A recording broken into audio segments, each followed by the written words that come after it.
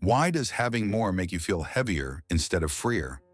You worked for comfort, you earned stability, you built a life filled with security, possessions, and conveniences. So why does it feel like your energy is shrinking instead of expanding? When did enough quietly turn into too much?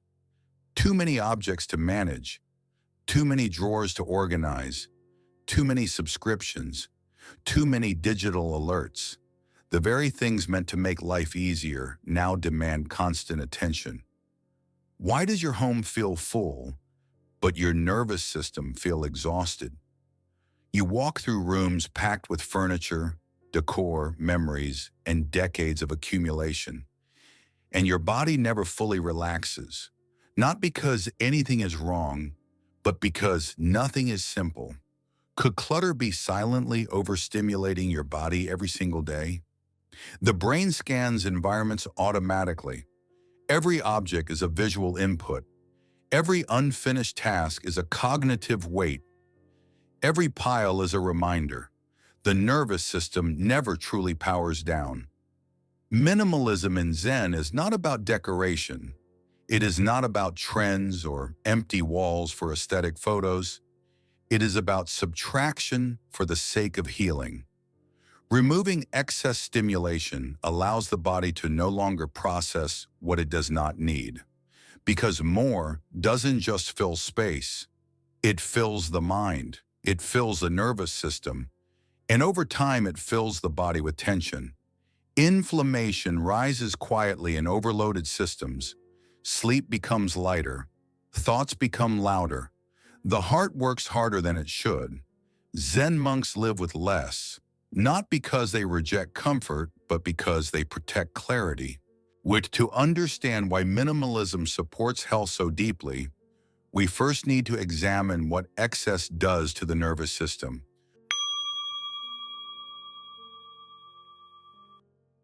1. Excess stimulation keeps the body in stress mode. Clutter isn't just visual, it's neurological. Every object in your field of vision is processed by the brain. Every stack of paper, every crowded shelf, every blinking light becomes data. The nervous system does not ignore it. It scans, it evaluates, it keeps track. Even when you believe you've tuned it out, your brain hasn't. And over time, that constant scanning quietly drains energy you didn't realize you were spending. The brain never fully relaxes in an overstimulated space. You may sit down, you may stop moving, but inside, your system is still alert. A room filled with visual noise keeps the sympathetic nervous system slightly activated, the same system responsible for fight or flight. Not dramatically, just subtly, a low hum of vigilance that never turns off. Decision fatigue raises cortisol. Well, minimalism is not just about fewer objects, it's about fewer micro-decisions. What to move, what to clean, what to organize, what to ignore. The brain burns glucose every time it chooses, and when choices are endless, cortisol rises to keep you alert. Elevated cortisol doesn't just affect mood, it impacts blood pressure, sleep depth, inflammation, and digestion. A busy environment creates internal tension. You might not consciously feel stressed by your surroundings, but your shoulders stay slightly lifted. Your breath stays shallow. Your jaw tightens without permission. The body mirrors the environment.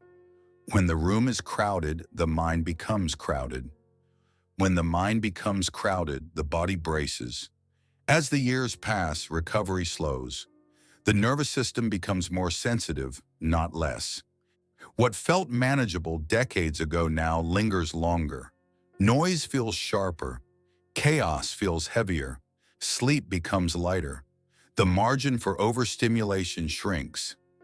There is a Zen story about a young student who entered a monastery and was surprised to see the teacher's room nearly empty. No decorations, no piles, just a mat, a small table, and open space. The student asked, "Why do you live with so little?" The teacher replied, Because peace requires space, not aesthetic space, neurological space, breathing space. When there is less to process, the nervous system stands down. When the nervous system stands down, inflammation decreases. The heart rate steadies. The breath deepens. The body shifts from defense into repair. Minimalism in Zen is not about rejecting the world. It is about protecting the nervous system from unnecessary load. It is subtraction as medicine.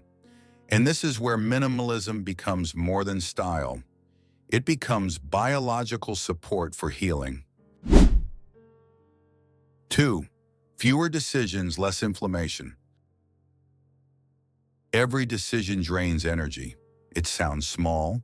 Choosing what to wear, what to eat, what to respond to, what to watch. But the brain treats each choice as effort. It evaluates, it predicts, it compares, it calculates outcomes. And it does this hundreds of times a day. By evening, you're not just tired, you're neurologically depleted. Mental fatigue becomes physical fatigue. When the brain is exhausted, the body pays a price. Cortisol rises to compensate for decision overload. Blood sugar fluctuates. Muscles tighten. Sleep becomes lighter. What begins as mental clutter slowly transforms into inflammation. The body doesn't distinguish between a tiger in the wild and 200 daily micro-decisions. Stress is stress. Simplicity lowers internal pressure. In Zen monasteries, routines are deliberate. Meals are predictable. Clothing is minimal. Schedules are structured. Not because monks dislike variety, but because they understand the cost of constant preference. A monk was once asked why he owned only 3 robes. He replied, "Because I want my mind for practice, not preference." That answer is not about fashion. It's about freedom. Freedom from endless choosing. The body heals faster when it is not constantly choosing. When cognitive load decreases, the parasympathetic nervous system activates more easily. That's the rest and digest state.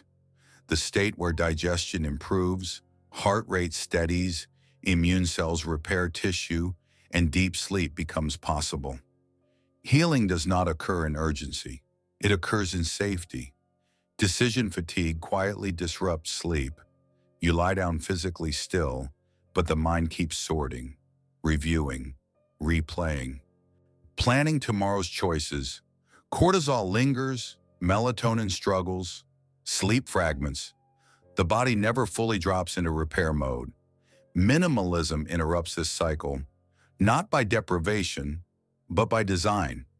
Fewer clothing options mean fewer morning negotiations.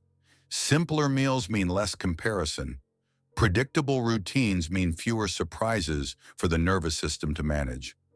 Over time, this reduction of cognitive strain reduces baseline inflammation. It lowers internal pressure. It softens the body's posture of defense. Simplicity is not restriction. It is protection. And when the brain is no longer overwhelmed by constant choosing, energy returns in subtle ways. Digestion steadies, breathing deepens, sleep lengthens, immunity strengthens. But minimalism is not just about fewer objects or fewer decisions. It is also about reclaiming mental space itself. 3. Mental minimalism slows aging. Why does your body feel older on the days your mind won't stop replaying the past? Rumination is not harmless reflection. It is biological stress on repeat. How many conversations from 20 years ago are you still carrying in your nervous system? Unfinished emotional clutter weighs more than anything in your garage. We often think aging is purely physical, joints, eyesight, metabolism. But chronic mental tension accelerates biological wear. When the mind replays regret, resentment, or unresolved conflict, the body responds as if the event is happening now. Cortisol rises, blood pressure tightens, muscles brace, inflammation markers increase. The past, when rehearsed daily, becomes a current stressor. Letting go is not spiritual poetry. It is cardiovascular relief. Its studies consistently show that chronic rumination elevates inflammatory responses in the body. Inflammation is deeply linked to heart disease, immune imbalance, and cognitive decline. Calm, on the other hand, lowers these markers. When the nervous system feels safe, repair begins. But emotional minimalism isn't about pretending nothing hurt. It's about reducing what you carry forward. Fewer grudges, fewer unresolved arguments replayed at night. Fewer obligations are maintained out of guilt. There is a Zen teaching, empty the cup. A scholar once visited a Zen master, eager to show how much he already knew. As the master poured tea, the cup overflowed. The scholar protested. The master replied, "You are like this cup, so full that nothing new can enter." The lesson is not about humility alone. It is about capacity. A full cup spills. A full mind strains. A full heart exhausts the body. What if the exhaustion you feel isn't from age, but from emotional overload? As the years pass, resilience changes. Recovery slows. The nervous system becomes more sensitive to prolonged stress. What once rolled off your back now lingers longer. Emotional clutter that once felt manageable now taxes the system more deeply. Minimalism, in this sense, is not about throwing everything away. It is about removing what quietly drains life force. Minimalism is not isolation. It is intentional space. Many people fear that letting go means becoming alone. But emotional minimalism is not withdrawal. It is choosing depth over noise, meaningful relationships over obligatory ones, peace over performance. Calm environments regulate breathing automatically. Step into an open, an uncluttered room and notice how your breath slows without effort. The body responds before thought does. The same is true internally. When resentment softens, breathing deepens. When mental noise decreases, the heart steadies. Could the key to aging well be learning what not to carry anymore? Mental minimalism slows aging because it reduces chronic stress signaling. Less rumination means less inflammation. Less emotional overload means more parasympathetic activation.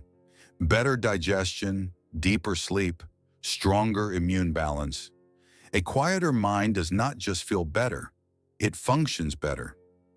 So how can someone begin embracing minimalism gently, practically, without uprooting their entire life? 4. Minimalism as gentle subtraction. What if you don't need to change your whole life? Just remove one thing. You don't need to renounce everything to feel lighter. Health improves with subtraction, not constant addition. Could one quiet corner reset a nervous system that hasn't rested in years? Minimalism, in the Zen sense, is not dramatic. It is not about selling your house, discarding your memories, or living in a bare white room. It is about gentle subtraction, removing what overstimulates the nervous system, reducing what keeps the body slightly braced. In monasteries, the simplicity did not appear overnight. It was cultivated through small, deliberate choices. One less object, one fewer obligation, one quieter morning. There is a story of a monk who, after years of practice, was asked what the secret to peace was. He smiled and said, I stopped adding, not adding more roles, not adding more arguments, not adding more noise. Fewer inputs equals deeper rest. The nervous system responds immediately to reduction. Remove one digital distraction, the phone from the dinner table. Notice how the breath shifts. Simplify one room. Clear one surface. Notice how the eyes soften. Create one quiet morning ritual. 10 minutes without news, without scrolling, without decision-making. Notice how the body steadies. These small reductions signal safety. The brain interprets fewer stimuli as fewer threats. The sympathetic nervous system lowers its guard. Parasympathetic activation increases, digestion improves, sleep deepens, heart rate variability stabilizes. Why does adding more solutions often make you feel more overwhelmed? Because addition requires management, and subtraction requires relief. Minimalism is not deprivation, it is a regulation. It is designing your environment and routines so the nervous system no longer feels under siege. You do not need to empty your entire house. You need one space where your body can exhale. You do not need to cancel every obligation. You need one boundary that protects your energy. You do not need to silence the world. You need moments where the world does not intrude. What would change in your body if you reduced just one source of daily stimulation? Over time, these gentle subtractions accumulate. One quiet morning becomes a steadier heartbeat. One simplified room becomes easier breathing. One digital boundary becomes deeper sleep. Zen minimalism teaches that peace is not found by acquiring more comfort, but by reducing unnecessary tension. And this leads to the deeper realization monks live by. The body heals best in calm environments. Less stimulation means less inflammation. Simplicity protects energy you didn't realize you were losing. Peace is not purchased, it is protected. We spend so much of life trying to add what we believe will fix us. More supplements, more routines, more advice, more upgrades. But the body does not always need more input. It needs fewer demands. Health is not just chemistry. It is an environment. It is rhythm. It is nervous system safety. When stimulation decreases, the body softens. When the body softens, repair accelerates. When repair accelerates, aging slows in quiet, measurable ways. Minimalism is not about empty rooms for the sake of appearance. It is about removing friction from the nervous system. It is about designing your life so your body no longer feels subtly under attack. What if the exhaustion you feel isn't from getting older, but from carrying too much for too long? You don't need to strip your life bare. You don't need dramatic change. You need one subtraction, one boundary, one quieter space. What is one thing you can remove this week that drains your energy? A digital habit? An unnecessary obligation? A physical clutter that tightens your breath every time you see it? Small subtractions create large physiological shifts. Health thrives where the nervous system feels safe. Safety thrives in simplicity. If this resonated with you, share it with someone who feels overwhelmed by too much. Comment below what you'll subtract this week. I'd love to hear it. And if you're drawn to monk-inspired wisdom on aging, calm, and natural healing, subscribe and stay with us. Sometimes the strongest medicine is simply less.